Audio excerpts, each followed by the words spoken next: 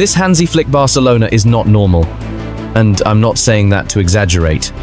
What would you say if I told you that the current Barça is better than last season's team that won the domestic treble, humiliated Real Madrid in every Clásico, scored more goals than anyone else in Europe, and never stopped competing? It sounds crazy, but the numbers back it up. At this same point in the season, Barça already has more points than they did last year. The third best tally of the decade. Only two teams have achieved something similar, and both were historic. This team has already matched last season's best winning streak. They have scored in 40 consecutive matches, and they closed out 2025 with 169 goals in 60 official games. And just recently, they claimed their first title of the 2026 season, defeating Real Madrid in the Spanish Super Cup final while being clearly superior. This isn't a hot streak. This is a statement. Flick's Barça is back. Let's begin. And if anyone still doubted this Barça, the 2026 Super Cup left them with no arguments. Final. Clásico. Neutral venue. Maximum pressure. Barcelona versus Real Madrid. Jeddah. This wasn't just another match. It was a test. Madrid arrived with experience, pedigree, and star power. Barça arrived with an idea, and the idea won. 3-2. But the scoreline doesn't tell the full story. Because Barça were superior in control, in personality, in conviction. They strike first. They respond when the equalizer comes. And when the game turns chaotic, they don't fall apart. That's what's new. Before, a Clásico like this could be lost to small details, to nerves, to lapses in concentration. This Barça doesn't do that. When Madrid pushed, Barça breathed with the ball. When the match demanded composure, Flick demanded structure. And when it was time to decide, football showed up. It wasn't heroic. It was logical. Well-coordinated pressing. Clean build-up from the back. A midfield controlling the tempo. And a defense that didn't panic for a single second. Even when the score tightened, the team didn't change its plan. They kept believing. They kept playing. They kept dictating. That's the most important part.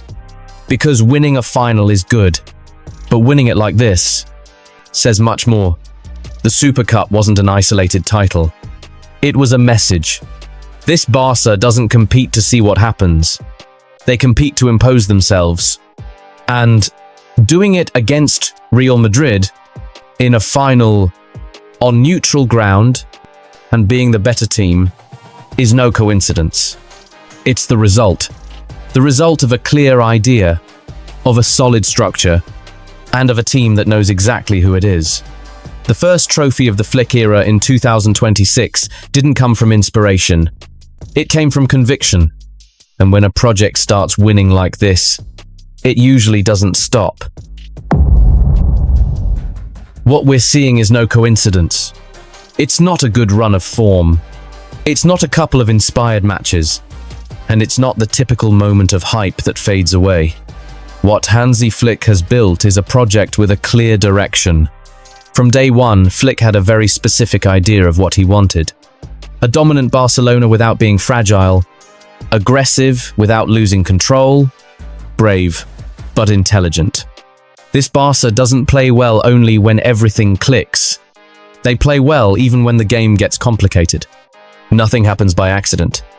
Every adjustment has a reason. The rotations, the hybrid positions, the chosen profiles. Flick doesn't build the team around a player's name, but around what that player allows the system to do. That's why we see centre-backs who step out with the ball, full-backs who tuck inside, and midfielders who understand when to run and when to think. This Barça knows who it is. They don't panic when they don't have the ball. They don't rush when they're behind. They don't fall apart when the opponent presses. They have a recognizable identity. High pressing, possession with purpose, verticality when the opponent opens up. They're no longer a team that passes just to pass.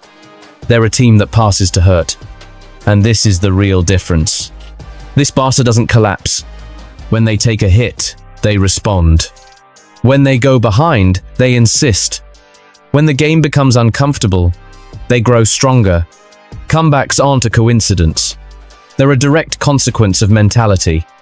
A team that believes in what it does, because it knows its football works.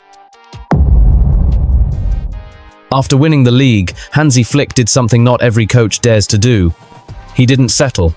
He knew the title was hiding a problem. Barça were winning, but not always controlling games. There were matches decided by talent, not by structure. And Flick was very honest with himself. If this team wanted to dominate Europe, it needed to close out matches better. The first blow was the departure of Íñigo Martínez, an experienced centre-back, key for leadership and defensive reading. The second blow was even worse, an endless chain of injuries.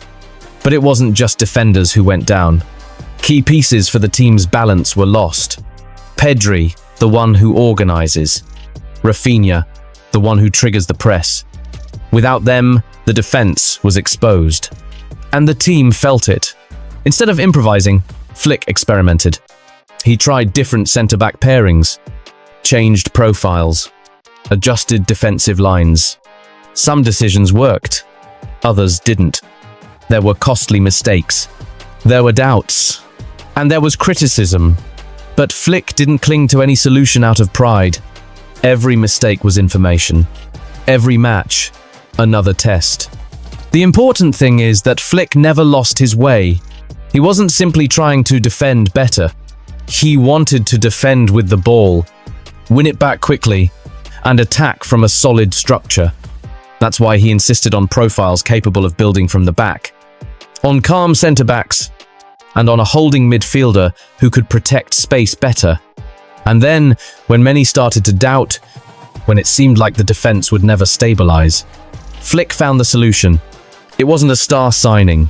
It wasn't a radical change. It was the right combination of profiles, at the right moment, with a clear idea. From that point on, Barça stopped surviving and started controlling. Every great defensive transformation needs a structure, and this Barça's takes the shape of a triangle. Cubarsí, Gerard Martin, Eric Garcia. 3 different profiles, one shared idea. What began as an emergency solution is now one of the keys to the team's dominance. Flick understood something fundamental. He didn't need more names. He needed better fits. Gerard Martin, as the left-sided centre-back, is the first piece. His natural left foot allows for clean build-up, better body orientation, and safer passes under pressure. That frees up Cubarsí. For the first time, Cubarsí always plays on his natural side. He no longer has to correct awkward angles. He no longer arrives late. He no longer defends under strain. Now he anticipates.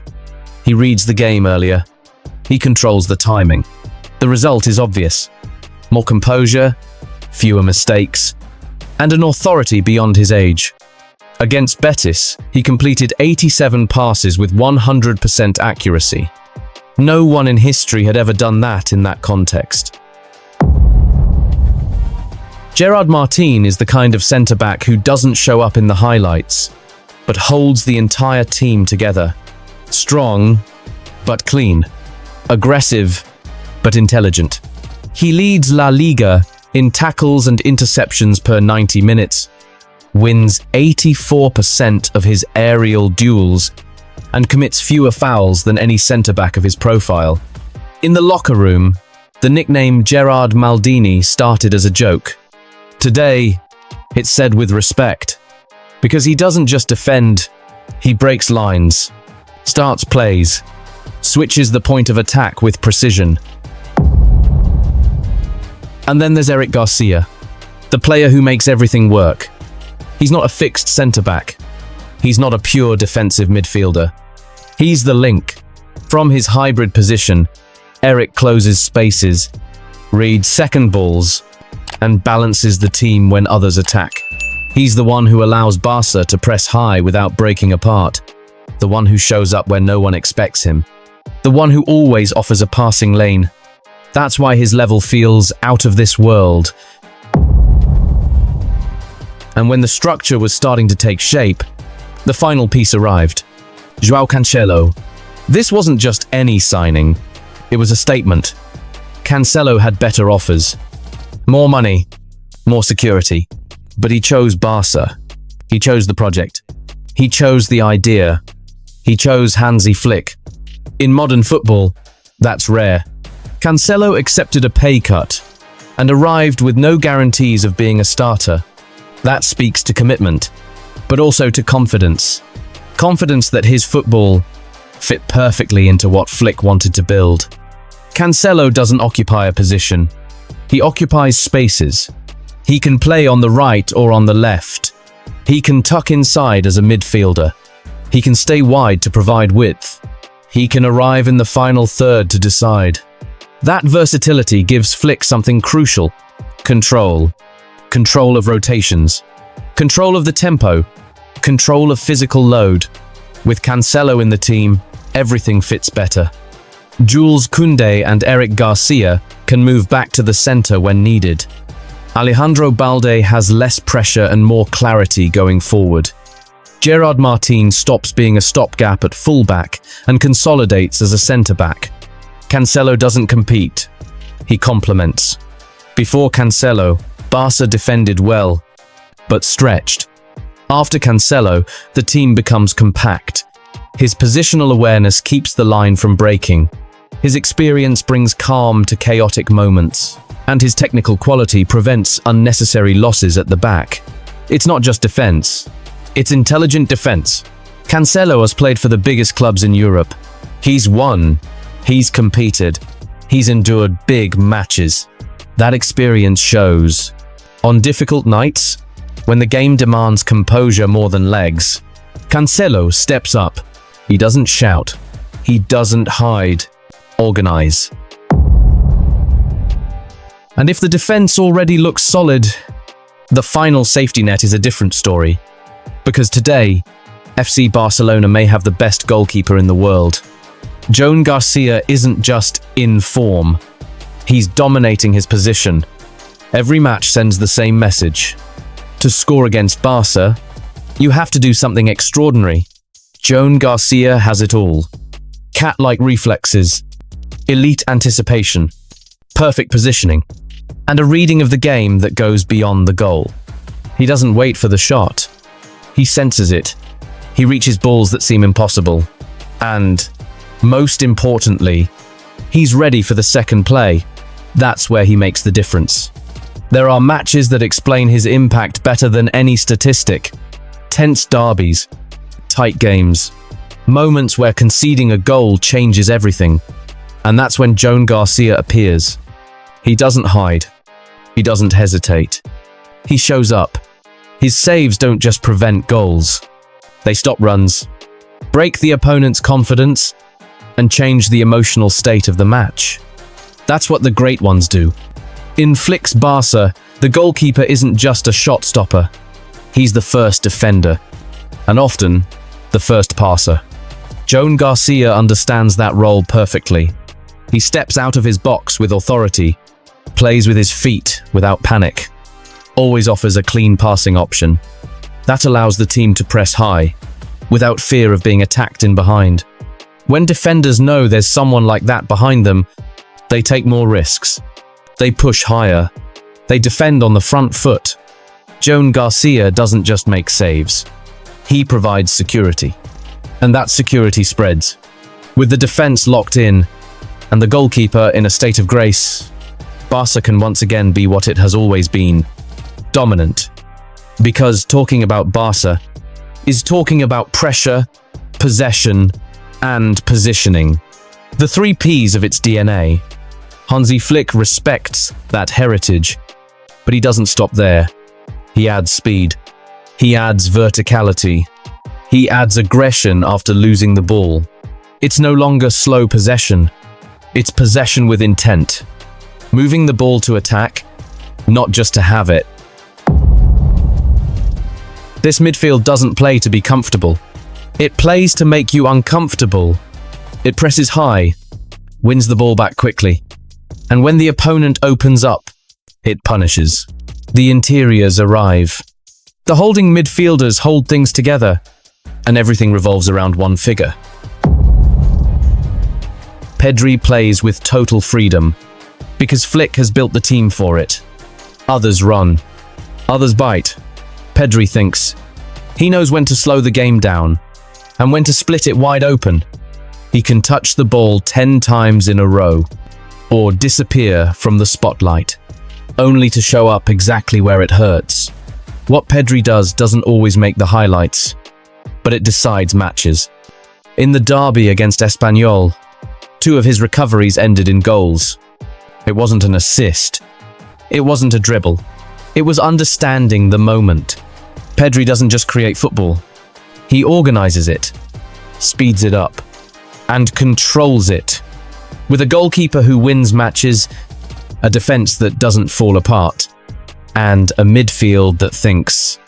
Flick's Barca no longer depends on inspiration. It depends on its structure. And when a team has structure and talent, it becomes unstoppable. For Pedri to be Pedri, someone has to do the invisible work, and Flick understood that from day one. He didn't ask Pedri to run more. He asked the team to run better. Flick built a very clear triangle in midfield. 1 thinks, 2 hold, Pedri creates. Around him, every piece has a precise role. Frenkie de Jong is the metronome. He brings calm when the game speeds up, breaks lines with his carrying, and has improved noticeably in defense.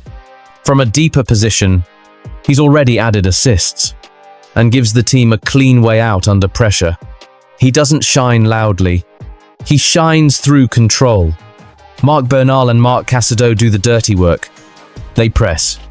They collide. They recover. They don't seek the spotlight. They seek stability. Thanks to them, Barca can play high, aggressive, and without fear of losing balance. The result is a midfield that doesn't just control, it intimidates.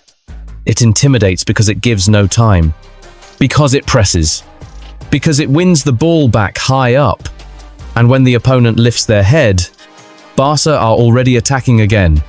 And when the midfield works like this, the attack becomes inevitable. This Barca scored in 59 of 60 matches. That's no coincidence. It's a consequence. This team doesn't live off one star. If you shut one down, another appears. If you block the middle, they punish you out wide. If you sit deep, they arrive from the second line. Everyone participates. Everyone contributes. Lewandowski is still synonymous with goals. He's always there. He always finishes. Ferran Torres is having his best season. More confidence, better decisions, better numbers. Raphinha is pure sacrifice and precision. He runs, presses, assists, and finishes. And then there's Lamine Yamal. He's no longer the talented kid. He's a decisive player. He's the team's number 10. Dribbling, vision, personality. He doesn't hide. He asks for the ball. He decides matches. Lamine no longer promises. He delivers. The midfield wins the ball back quickly. The defense holds a high line. The wingers receive facing forward. They don't attack on impulse. They attack with structure. So yes, this Barcelona is not normal. Not because of a streak. Not because of one match. Not because of one inspired player. It's different because it's a complete team. A team that knows how to defend when it has to. That knows how to suffer when needed. And that knows how to punish mercilessly when it finds space. It has identity. It has hunger. And it has a steel mentality. It doesn't break when it's behind. It doesn't panic when the opponent presses. It doesn't collapse when the game gets messy. This Barca believes in what it does, because it has reasons to believe. And if this level holds, if this structure keeps growing, if this team keeps understanding the game the way it does right now, then yes, Europe should start to worry. If you like this analysis, like the video to support the channel, subscribe if you want more Barca content like this, and turn on notifications so you don't miss any analysis. See you in the next video.